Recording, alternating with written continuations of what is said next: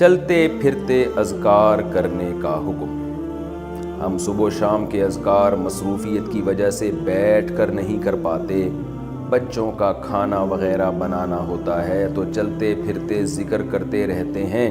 تعداد مقرر نہیں کر پاتے، تو کیا اس طرح ذکر کر سکتے ہیں؟ اور کون سے اذکار کی پابندی کرنی چاہیے؟ مسز عصمت پشاور سے۔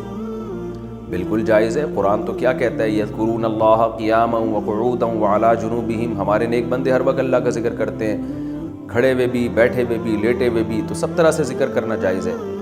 تو آپ جیسے چاہیں ذکر کریں۔ البتہ بہتر یہ ہے کہ کچھ ٹائم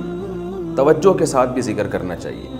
جیسے صبح صبح آپ کو بچوں کو تیار کرنا ہے، ناشتہ بنانا ہے، تو ٹھیک ہے اس دوران کر لیں، لیکن جب بچے اسکول چلے گئے،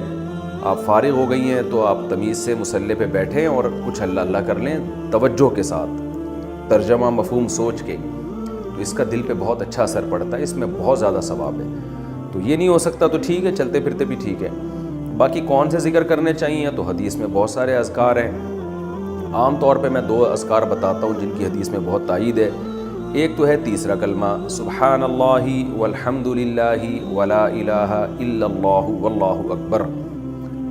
حدیث میں آتا ہے احب ما طلعت علیہ الشمس، زمین پر جو سورج طلوع ہوتا ہے نا، جتنی چیزوں پہ ہوتا ہے ان تمام چیزوں سے زیادہ اللہ کو یہ کلمات محبوب ہیں، احب الی اللہ، اللہ کو زیادہ محبوب ہیں یہ کلمات، تو 100 دفعہ صبح 100 دفعہ شام، یہ تیسرا کلمہ اس کو کہا جاتا ہے، اس کا ورد کر لینا چاہیے۔ یا لا الہ الا اللہ وحدہ لا شریک لہ لہ الملک ولہ الحمد وہو علی کل شیء قدیر۔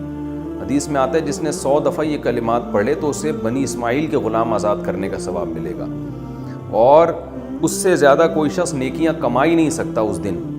ہاں وہ کما سکتا ہے جو اس سے بھی زیادہ مرتبہ پڑھ لے ان کلمات کو، تو یہ بھی بہت زیادہ فضیلت والے کلمات ہیں، تو ان میں سے کوئی بھی آپ منتخب کر لیں جس سے آپ کو مناسبت ہو۔ اور ایک تسبیح استغفار کی، استغفر اللہ ربی من کل ذنب واتوب الیہ، یہ ترجمہ مفہوم سوچ کے کہ میں اللہ سے پناہ مانگتا ہوں یا پناہ مانگتی ہوں، اور میں اللہ کی طرف رجوع کرتا ہوں یا کرتی ہوں ان تمام گناہوں سے جو میں نے کیے، تو یہ بھی۔ اور ایک تسبیح درود شریف کی پڑھنی چاہیے جو نماز میں ہم پڑھتے ہیں، یا یہ کہ مختصر کر لیں صلی اللہم وبارک وسلم علی عبدک ورسولک محمد وعلی آلہ وصحبہ اجمعین، یہ مختصر درود ہے، یہ 100 دفعہ صبح 100 دفعہ شام پڑھ لیں۔ یہ بھی نہیں ہو سکتا تو 10 دفعہ درود اور استغفار پڑھ لیں 10 دفعہ، اور 100 دفعہ صبح شام کی تسبیحات پڑھ لیں۔ رہا یہ کہ گننا مشکل ہوتا ہے تو آج کل ایک تسبیح آ رہی ہے، وہ ابھی میرے جیب میں رکھی ہوتی، گاڑی میں شاید جیب میں پڑی ہوئی بھی ہو، تو وہ میں تسبیح اکثر اپنے ساتھ رکھتا ہوں، وہ اس میں بہت آسانی سے تسبیح ہو جاتی ہے، گاڑی میں تو ساتھ ہی رکھتا ہوں میں، تو اس میں کیا ہے کہ وہ جو ہے نا دانے کی طرح بھی ہے اور دھاگا بھی نہیں ہے اس میں لمبا، یہ جو لمبی دانے والی تسبیح اس کو سنبھالنا آج کل مشکل ہوتا ہے، ذرا سا آپ نے غفلت کی تو وہ